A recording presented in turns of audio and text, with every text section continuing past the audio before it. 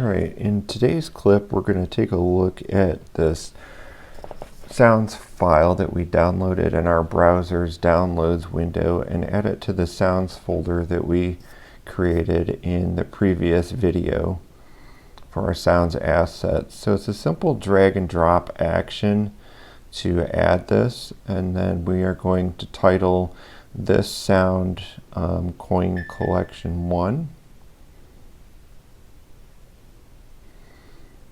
And you can see that it's added as an audio component here for Coin Collection 1.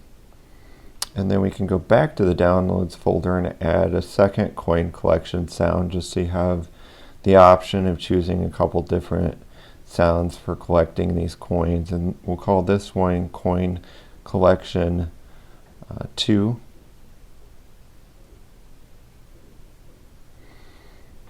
And then you can use the audio component to add the audio component and the sound file to each of these coins in your game,